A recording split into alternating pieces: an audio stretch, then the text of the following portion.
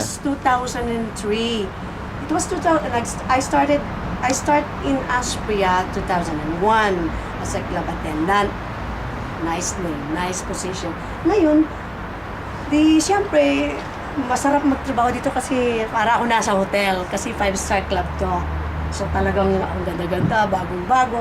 To the fact na I am the one of the founding employees. Ganon. So, nakakuha naman ako rito ng award as a trimest employee. Trimest quarterly. Trimest Press. So, masayang-masaya ako nung kasi club attendant pa ako noon. Pinadala nila ako sa London. Yun ang aking prize o award. Sinama ko si husband ko, si Ariel. At well accommodated naman kami sa London dahil may free accommodations. At nanood ako ng opening ng Wimbledon. So, nasa VIP pa kami. Good food too. Talagang couple. First time ko yun na ma-visit ang London. So, it was 2002. So, during my club attendant time.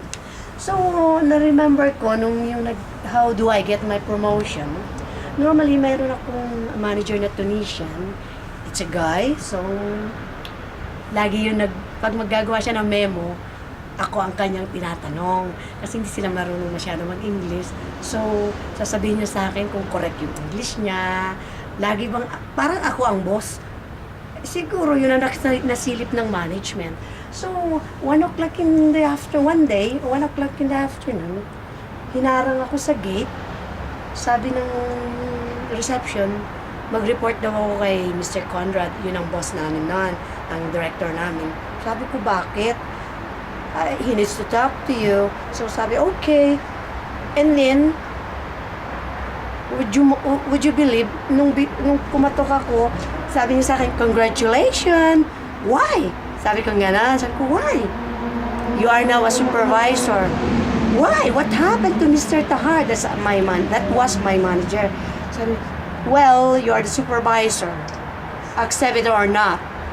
So, sabi niya gano'n, anong gagawin ko? So, bumaba ako. Sabi ko, just a minute, sir, because I don't know what's going on.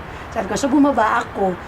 Napaiyak nga ako kasi friend ko na rin naman yung boss ko kasi nga lagi siya nagtatanong sa akin to the fact na kung paano gumawa ng mga ledger, ganon, kung paano magawa ng inventory, lahat yun tinuro ko sa kanya, natuto rin naman siya sa akin.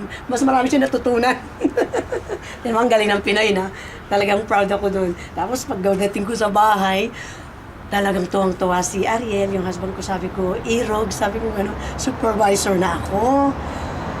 Tapos, nagko-complain pa ako kasi gusto ko makuha bigyan ako ng item. Dito kasi may mga item na dapat i-black and white. Hindi ka lang may badge, kailangan black and white. Ewan ko lang kung maniniwala kayo, talagang in-interview ako ng HR ng aming group na Aspria Group. Iba yan. Kasi Aspria Brussels, Rodeland Industry lang kami. Meron kaming group. Ibig sabihin, malaki yan. Siyam na kasi ang Aspria all over Europe. May Milan at mayroong Germany. So, in-interview ako ng HR kasi nakikita nila nalulungkot ako. Sabi nila, bakit? Sabi ko gano'n. Sabi niya sa akin ng HR, don't worry, I will not mention your name kasi I was here, so it was 2002. I was here just to interview some employees na gano'n. Sige, but don't dare to give it to our president kasi yung president, gustong-gusto rin ako. May sinasabi siya lagi pag nag-i-speech siya, lalo na nung binigyan niya ako ng award, sabi niya, the only employee that keep me smile. Alam na nila yan kung sino. Si Nenet na yun. Ako yun. Kaya talagang mataba ang puso ko. Tapos sasabihin nung HR namin, bakit nalulungkot ka? Nababalita siguro nila. Kasi sabi ko, I'm in a supervisory position pero wala akong papel. Gusto ko bigyan mo akong papel. Ginausap ako ng president mismo. President mismo sabi niya, Estrella, by the way, what is your position? Oh, on my badge, sabi ko na, you can see it's supervisor. Sabi niya ganun. And now, what's your complaint? Sabi niya ganun sa akin. Well, you can ask the HR. Alam niyo, the following, after 2 days, tinawag ulit ako, binago talaga nila. Tapos, dinare nila ako sa binid nila yung aking salary. Nangyari rin yun sa akin. Dito, talagang marami. Name your price. Parang ganon. Di ba? Totoo yun. Honest to goodness. Sabi ng asawa ko, ba't di mo nila kaya? Nahiya naman ako. Sabi niya, binid nila ako kasi parang nafe-feel nila parang ayaw ko na sa kanila. Eh, siyempre kasi ang point is, hindi ka nila ibibid ng ganon kung hindi ka asset. Yun ang point. Kasi may nakikita sila sa'yo. Kasi kung nakikita ng ordinary worker na walang potential, they will not dare you. Walang mangyayaring bidding or whatever. You see? Kaya sabi ko gano'n, siguro, kaya yun, pinangangatawanan ko yun. Challenge ko lagi ang sarili ko na I have to pay. Parang in return.